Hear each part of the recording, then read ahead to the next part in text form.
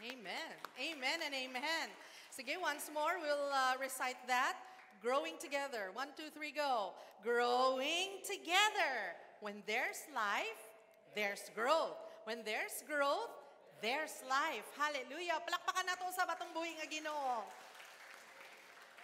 Welcome to the house of the Lord. It's amazing that the Lord has given us again once more the strength and the capacity to go to church. And sometimes, ang atong mga kinabuhi, usahay magdapunog og daghan kay mga challenges na usahay makaluya, dili na ta makaanhi sa simbahan. So madungog ba ko siya sa likod?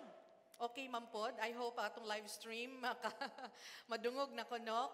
Mama is live streaming now, and I would like to thank all of you for helping us pray for Mama.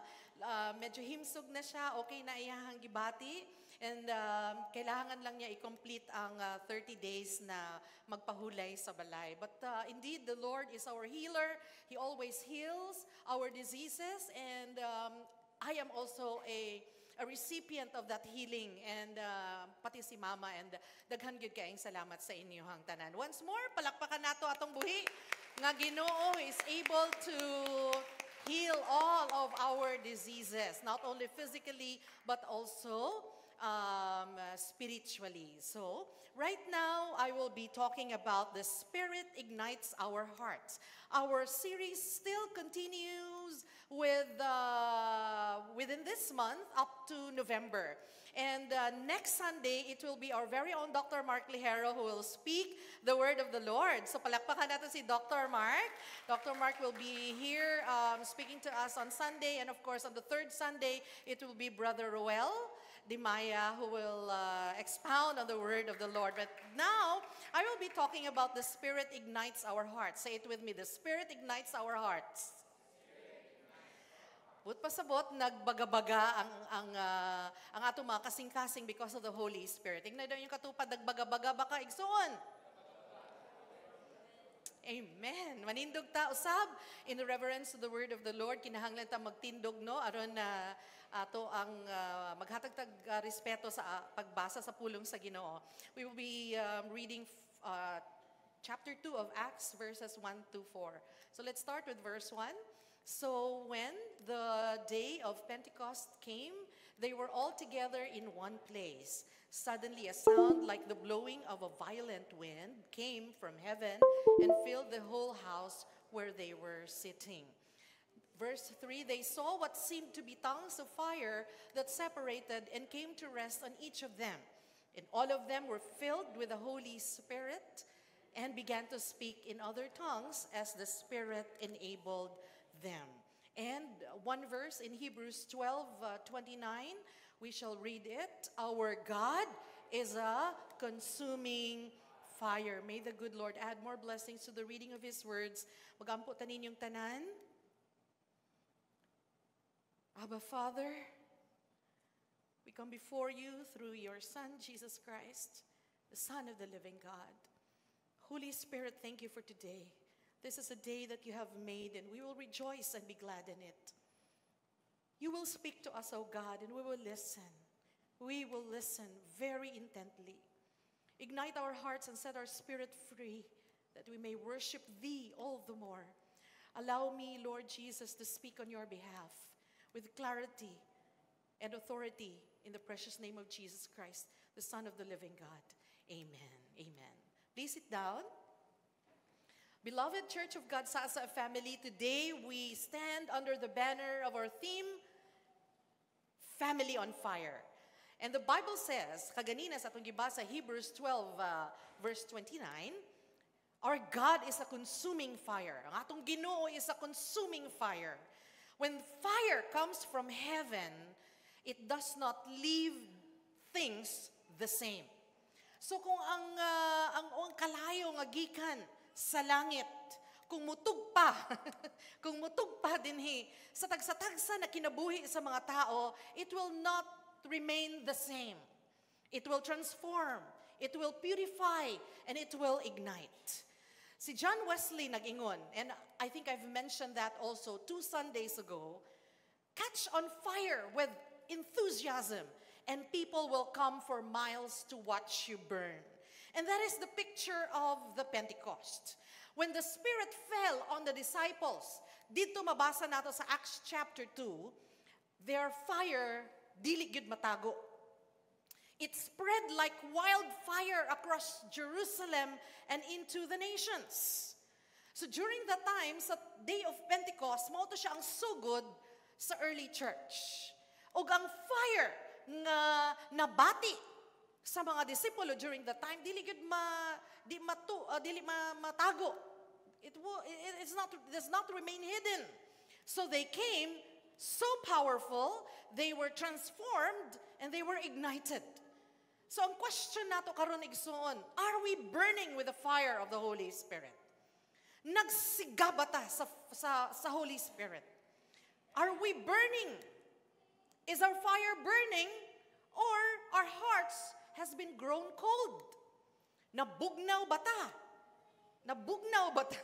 Bugnaw pa daw sa simod sa iro. Tama ba nang ingana na istorya? So bugnaw pa ta kaysa sa ice kung wala ta naglagablab sa Holy Spirit. Yes, our spirit ignites our heart. The Spirit will ignite our spirit, and our spirit will in turn eventually ignite also our heart. So mga igsoon, i-assess daw nato ang atong mga kasing-kasing. Are we burning with fire from the Holy Spirit or nagluyata?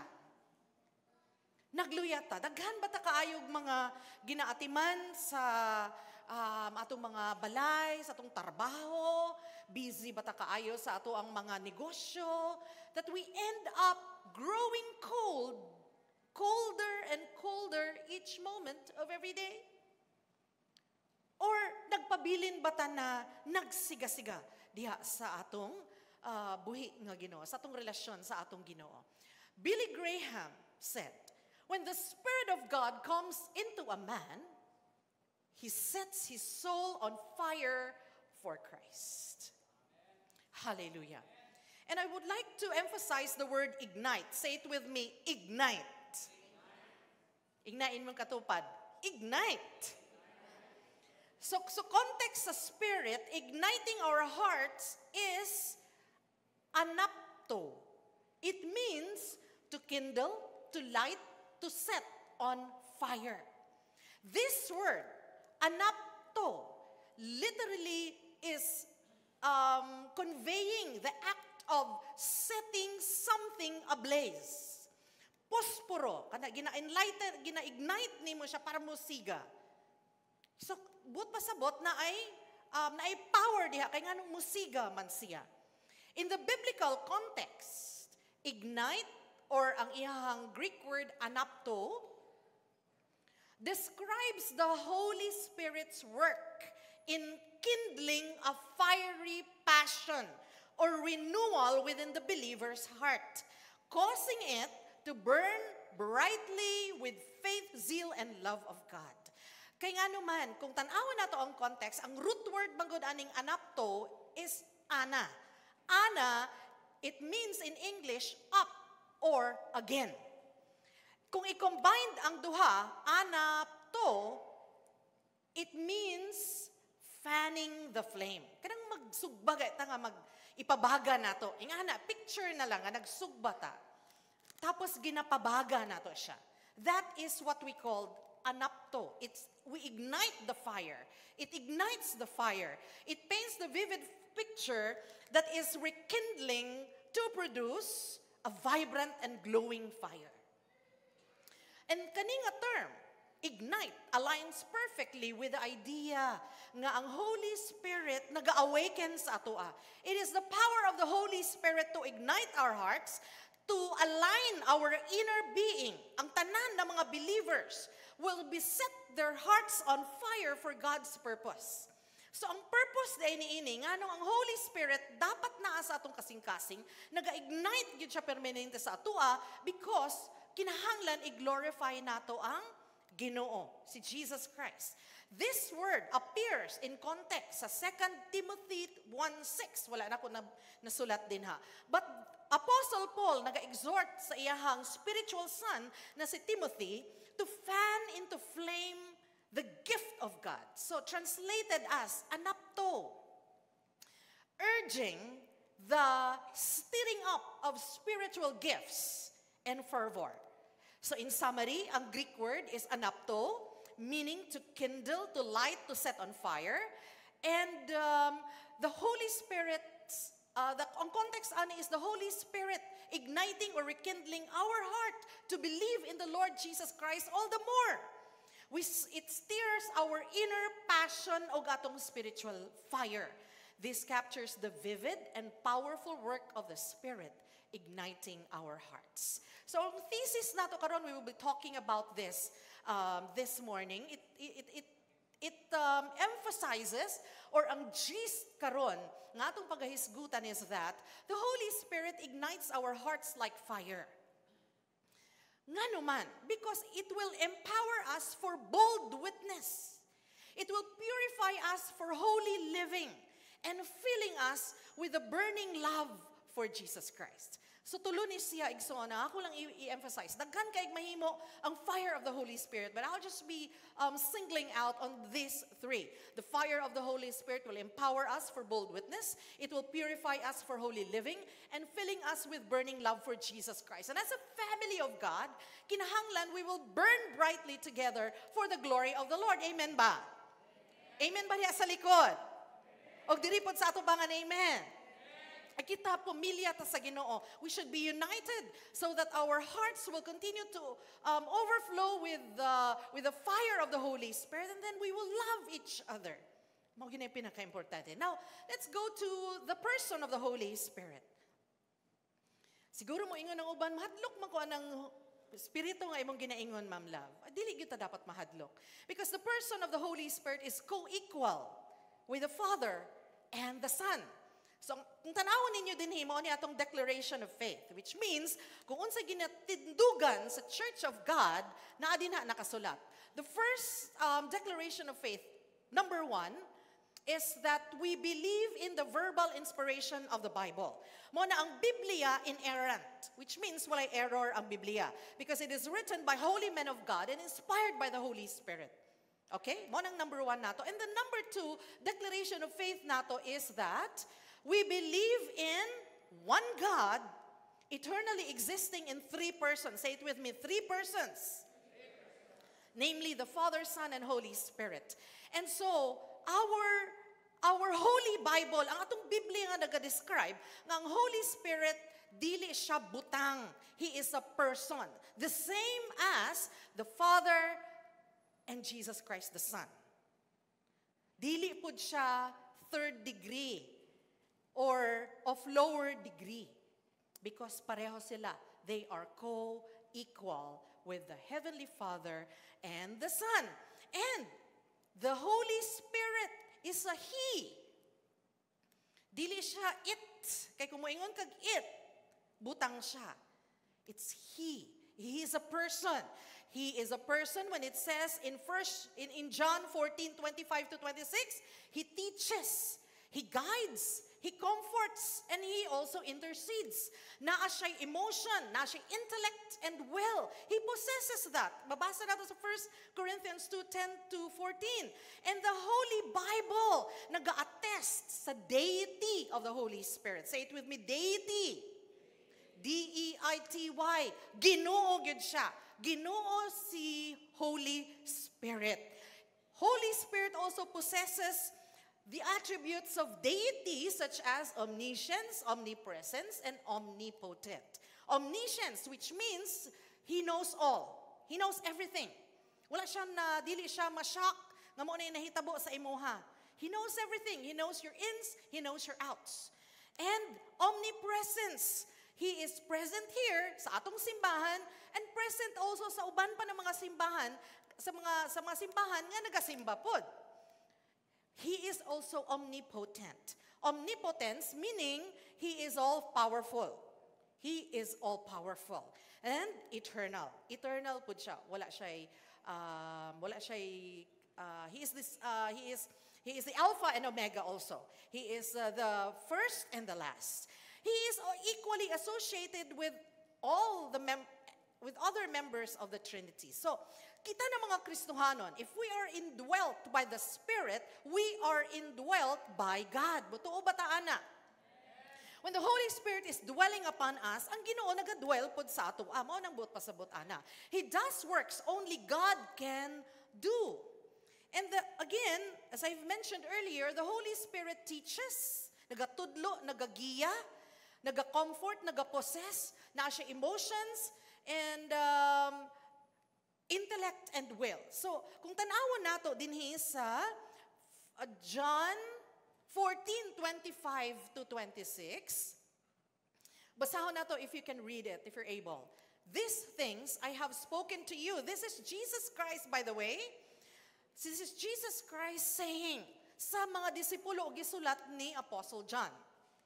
These things I have spoken to you while being present with you. But the Helper, the Holy Spirit, whom the Father will send in my name, He will teach you all things and bring to your remembrance the things that I said to you. No wonder, kung magbasa ta sa pulong sa Ginoo, ang Spirit mo ignite gyud through His Word with power for witness. At Pentecost, kung tanawon nato sa Day of Pentecost, ordinaryo to ng mga disipulo. Ang naa didto. Same is true with the church. Nga mga nagsunod-sunod or nagsunod sa kay Jesus Christ. Naa sila didto. And those are ordinary disciples. Dili man sila superpower.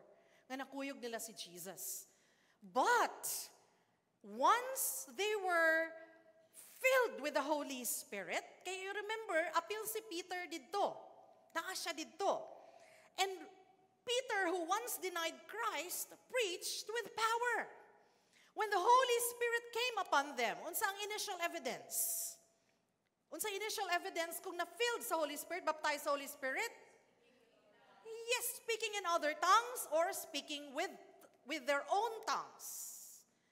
And so when the Spirit went upon them, si Peter, nga fearful, nga timid, preached with power, ug ang 3,000 souls were saved that day. Imagine nato.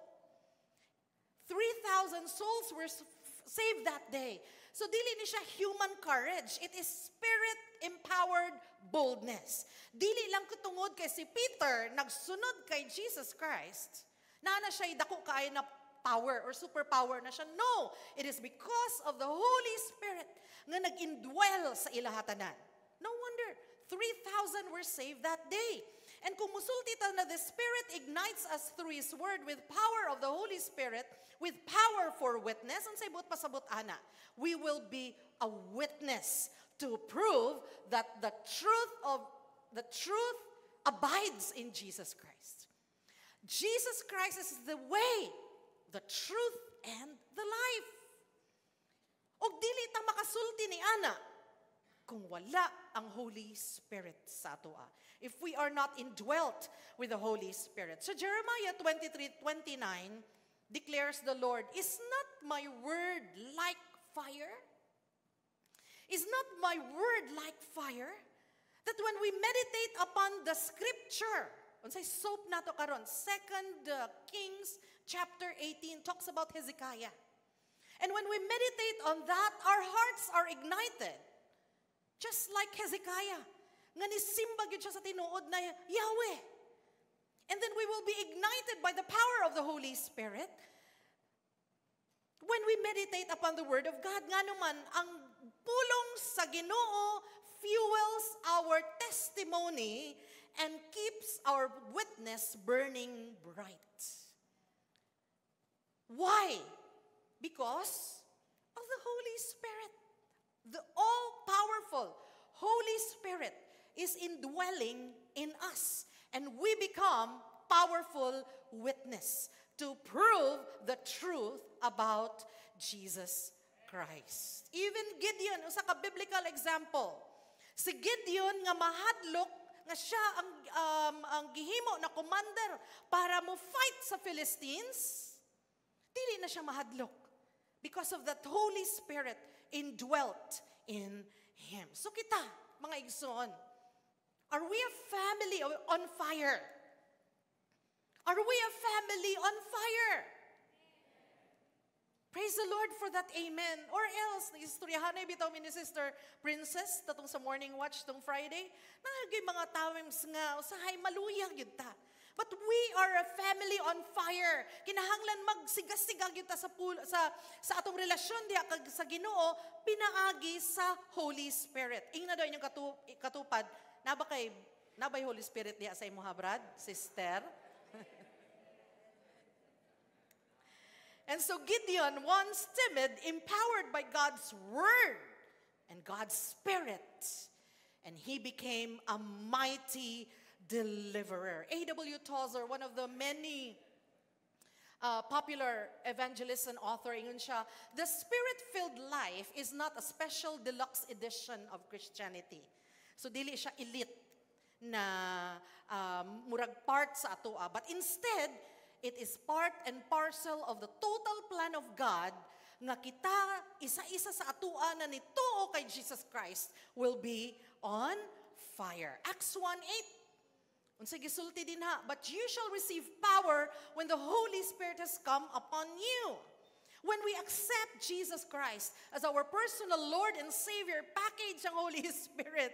And when we have that Holy Spirit, we will be witnesses kay Jesus Christ in Jerusalem, Judea, and Samaria, and to the outermost part of the earth. Kung kita mga igsoon na gi-accept na nato si Jesus Christ as our personal Lord and Savior, na ng Holy Spirit sa atua, we are able to share the gospel to our family. Jerusalem sa una, atong family member. Bana, asawa, anak, auntie, lolo, lola, uncle, familia. And then after that, silingan, kauban sa trabaho, ka-life group, and then up to the uttermost part of the earth. Kung asa ta ibutang sa Ginoo. We may not rest here sa doon sa salud. Pero basig ibutang ta sa mga lugar nga na kailangan mag-witness ta. Witness about the goodness of God. And number 2, the Spirit ignites us through prayer and fasting with purity and passion. Muna, this Thursday, Friday, Saturday, 3-day fast na to igsoon. And I want to encourage you. Istoryahan po na naman ni Sister Princess last Friday. Unsa may himuon anong fasting, Ma'am Love? You can do no rice. You can do 1 meal a day. And then mag-meet ta sa Thursday online. 8 to 9, magpadala lang mig link para makamit ta together, makapray ta together. Please make time for this. Isa lang yun ni ka oras. Kasi malampas lang mi gamay og 5 minutes. Kay tungod lami man yun magampo. And then pagka Friday mauna pod, siguro gusto ka deactivate sa imong Facebook kung dili makaya ang no rice, no? Kay magkilab ato ang atong kuto-kuto, kasi gusto ka mag-deact sa Facebook para mauna imuhang fast. And then, mag-meet na po ta pagkagabi, alas 8 hangtod alas 9 sa Friday. And then, pagka-Sabado, I pray that you will come and join us. Igsoon, ayaw lang mo kahadlok na mag-fast. Kay that will be a wonderful time for us to pray nga walay mangisturbo sa ato. If kailangan mag-leave, then go on leave and have the time to be in the altar of the Lord. Thursday, Friday, and Saturday. Sa Saturday, whole day ta ni Ana. Why?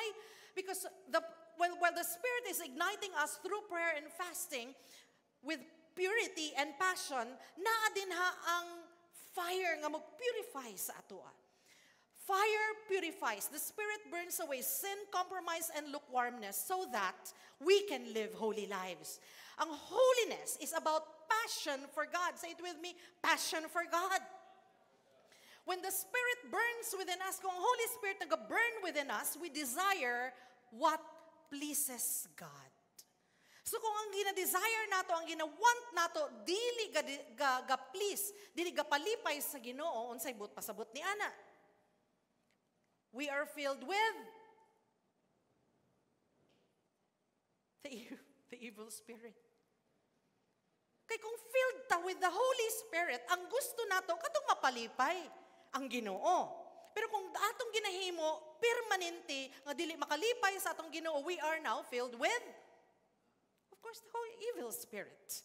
The Spirit ignites us through prayer and fasting. Why? Because prayer and fasting are like fuel to the flame.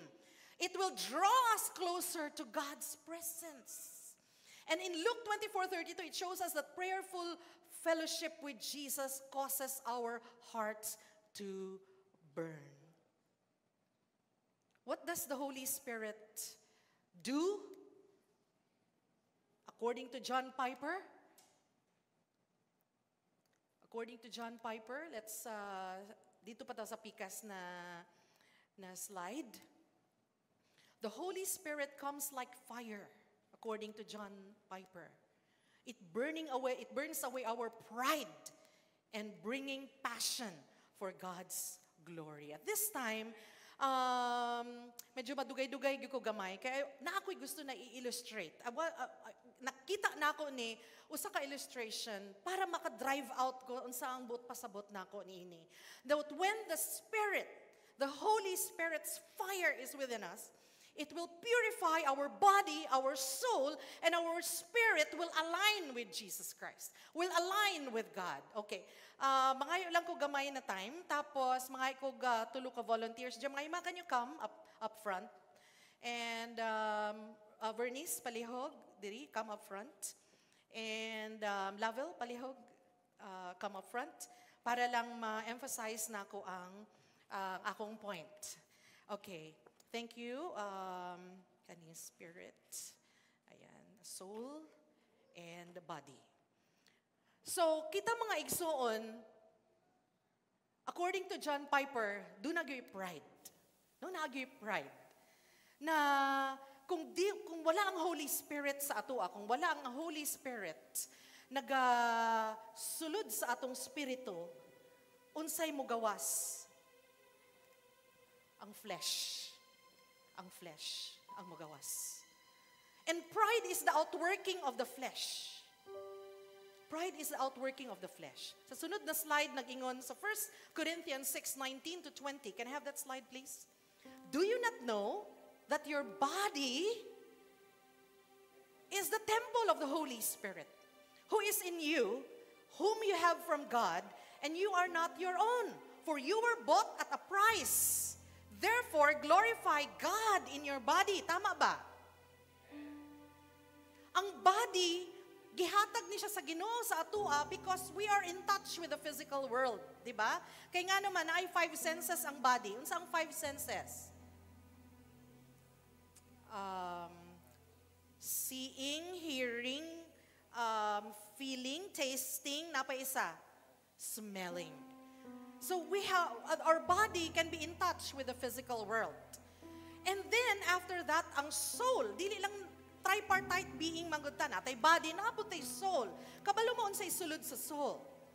The soul, ang naa din ha is the mind, the intellect, and the will. The mind, the intellect, and the will. And so, ang spirit, mauni siyang innermost nato. Kung sa tong naa dinhi, inner being nato. Ang spirit, mauna siya ang sahay, ang maluya. Kung ang soul nato, ang mind nato, ang atong will, nag-atubang sa body. Kung ang atong mind, will, and intellect, kana bitong will nga kanang decision making nato, kitay magbuot, kay ngano, nag-atubang permanente sa desire sa body. Mauna ang soul makorrupt. Because the flesh, unsay mga sala sa flesh, sexual immorality, lying, deception. Kung ang soul ginauna niya ang desire sa body. Now, kung tanawon nato, kaning tulo, ma-separate ba sila sa tao? Ma-separate ba? No, they are not separated from each other. Nga naman, kita, naatay body, naatay soul, naatay spirit, they are integral. They can never be separated from one another. Kung ang body magsakit, maapektuhan ba ang soul o yung mga spirito? Yes, maapektuhan. And kung magsakit ang soul, kung unsay mong ginahuna-huna na lain, maapektuhan ba ang spirit? Yes, and at the same time, magsakit ni. They are all integral. They are not separated. And in Colossians 3, 1 to 2, in Colossians 3, 1 to 2, unsay gisulat din ha. Since then, you were raised, if then you were raised with Christ, seek those things which are above where Christ is. Kinsa karon ana ang ginaingnan. Set your mind on things above, not on things on the earth. Now, since ang soul, diri na siya. Unsa karon ang iyahang himuon? Unsa karon ang benefit nga ang soul will directly be in subjection, dependent siya sa spirit. Unsa karon ang mahitabo? The spirit nga maoy innermost being nato, mudwell ang Holy Spirit. And at the same time, when your spirit nagdwell ang Holy Spirit, mahimong ang soul nga naa din na imong mind, naa din na imong intellect, naa din na imong will, matarong ang imuhang decision making, matarong ang relationship nato sa ubang tao, much more maayo ang atong relationship with each other. Sa Matthew 10:28, the Holy Spirit will come back to our spirit. The Holy Spirit will come back to our spirit. Dayon ang atong soul, atong mind, atong thoughts, atong wants, ma-align karon sa Ginoo. And our spirit, mauna karon ang main control center, dili na ang body. So you see, dako kaayo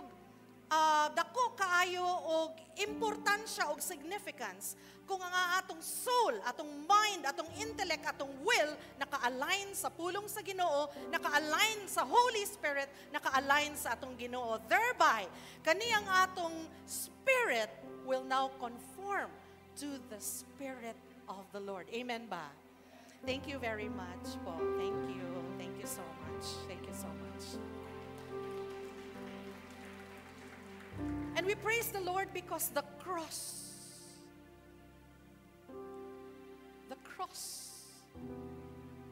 where Jesus died, enables us to align and go back to the Spirit of the Lord. Na dili na makontrol sa body ang atong soul and ang atong spirit. 1 Corinthians 6:17, but whoever is united with the Lord is one with Him in spirit. Unsay context ni ani?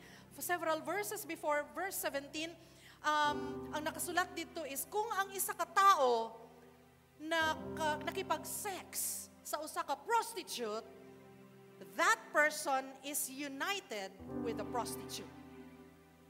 And so after that, na verse, ingon, but whoever is united with the Lord is one with Him in spirit. Hallelujah.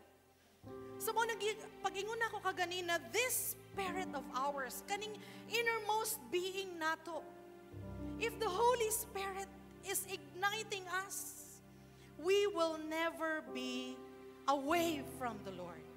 Charles Spurgeon once declared, a church in the land without the Spirit is rather a curse than a blessing. But if you have not the Spirit of God, the Spirit of Christ, you are not of His. Muna, through prayer and fasting, God is a consuming fire. I-consume niya ang dross, D-R-O-S-S. Dross is a term that refers to waste or impurities that are separated from a metal during the process of refining or melting. So, pareho dayana, when we pray and when we do that devotional discipline, we will continue to be ignited, to be in love with Jesus Christ. Since our spirit has the Holy Spirit in tune Para sa kong gingon ka ganina, kani atong spirito, diri dwell ang Holy Spirit. And since the Holy Spirit is God, our spirit will ignite this to love Jesus and to live as a family on fire. Love is the ultimate evidence of a spirit-filled life. Igsoon, do you love your neighbor? Or dili na lang neighbor? Do you love your family? Dili nato hayaan natong pamilya maadto sa lanang sa kalayo. And since love is the ultimate evidence of a spirit-filled life, ug nituo ta na we are filled with the Holy Spirit, then love is the outflow of that.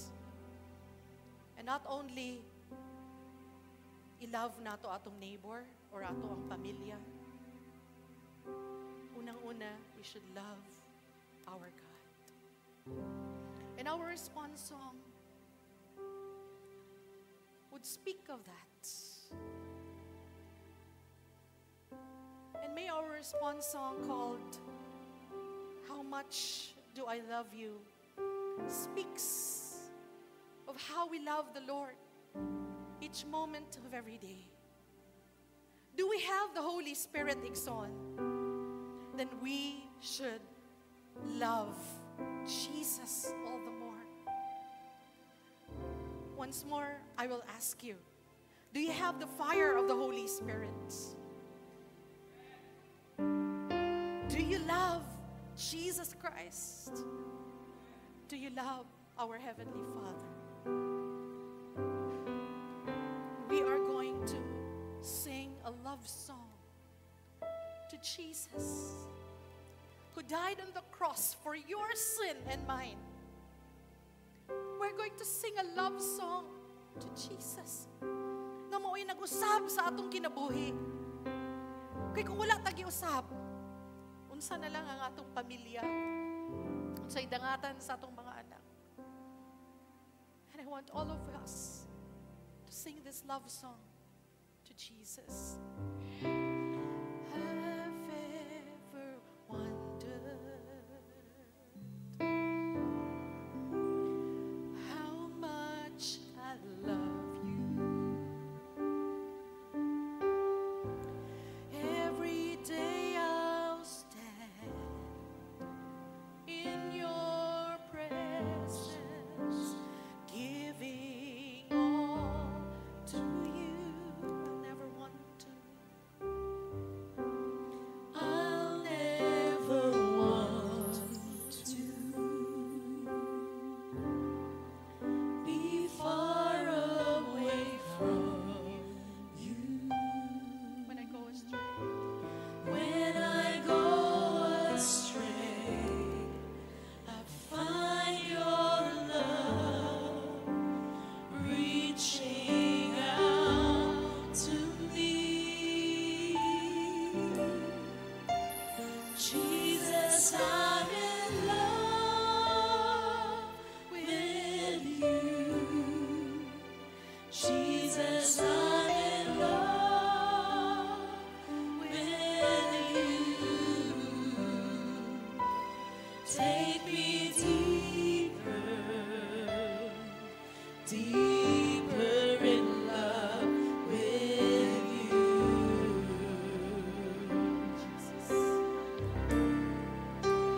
Jesus, I want more of you.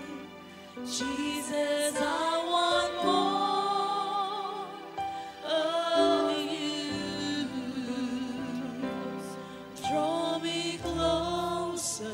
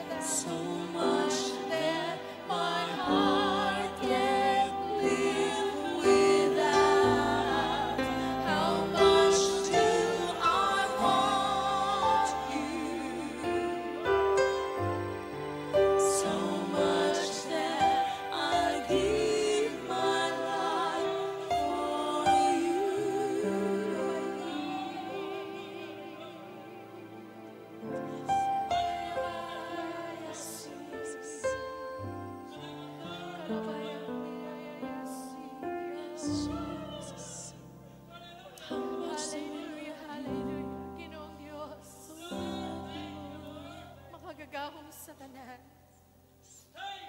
Pagpaubos na mo sa mong kaugalingon karon Ginoo.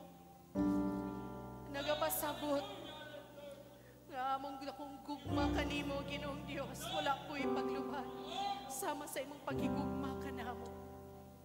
Ginoo, nga among pag-anhi diri sa altar nimo Ginoong Dios, usa pagpasabot nga nahigugma mi kanimo Ginoong Dios, ug dili namo talikdan ang among paghigugma kanimo each moment of each day, O God. Among gisulti kanimo na nahigugma mi kanimo Ginoong Dios. And walay luna ang Satanas nga mokuha niini sa among gugma kanimo. Ginoong Dios, daghang kayong salamat kay unang-una ikaw nahigugma kanamo. You love us first, O God. That's why we love you even more, O Lord. Ginoong Dios, ikaw magatabang kanamo. Holy Spirit, tudluin mi, i-comfort mi, igiyahi mi. And Lord, Holy Spirit, cause us to love Jesus even more and give Him the glory and the honors. How much do I love you? How much do I love you? So much that my heart can't live without. How much do I want you? So much that I give my life for you. How much do I love you? So much that my heart can't live without. How much do I want you? So much that I give my life for you. Jesus, I'm in love. Jesus, I'm in love with you. Jesus, I'm in love with you. Take me deeper, deeper in love with you. Jesus,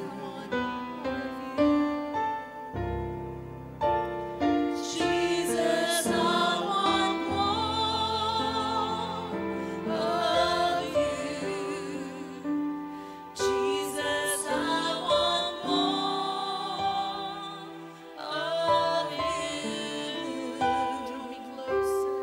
Draw me closer, closer to your heart, closer to your heart. Draw me closer, closer to your heart. Draw me closer, closer to your heart. Let's give God a big hand of praise. Thank you. Go down to your seats. Hallelujah. Thank you, Jesus. Pentecost is not just history. It's our reality today. The Spirit ignites us through His Word with power for witness. The Spirit ignites us through prayer and fasting with purity and passion. And the Spirit ignites us with love for Jesus Christ so that we can live as a family on fire. Hallelujah, hallelujah. Are you now on fire? Amen. Hallelujah, hallelujah. Blessed be the name of Jesus. Let's also give our love to Jesus Christ by giving Him our substance, honoring Him with our substance. I believe the Lord has provided for us for the entire week. Natay sweldo, natay abot sa itong negosyo, natay mga allowances. 10% of that belongs to our God. And we thank God kay wala gyud ta niya gikulangan. Amen ba?